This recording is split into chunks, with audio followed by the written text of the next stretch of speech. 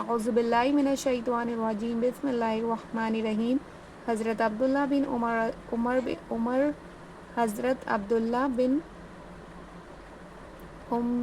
عمرو بن عاص رضی اللہ تعالیٰ عنہما سے روایت ہے کہ انہوں نے رسول اللہ صلی اللہ علیہ وسلم سے ارشاد فرمایا، رسول اللہ صلی اللہ علیہ وسلم کو یہ ارشاد فرماتے ہوئے سنا، جب مؤذن کی آواز سنو تو اسی طرح کہو جس طرح مؤذن کہتا ہے، پھر مجھ پر درود بھیجو۔ جو شخص مجھ پر ایک بار درود بھیجتا ہے اللہ تعالیٰ اس پر اس کے بدلے میں 10 رحمتیں بھیجتے ہیں۔ پھر میرے لیے اللہ تعالیٰ سے وسیلے کی دعا کرو، کیونکہ وسیلہ جنت میں داخل ایک خاص مقام ہے جو اللہ تعالیٰ کے بندوں میں سے ایک بندے کے لیے مخصوص ہے، اور مجھے امید ہے کہ وہ بندہ میں ہی ہوں۔ جو شخص میرے لیے وسیلہ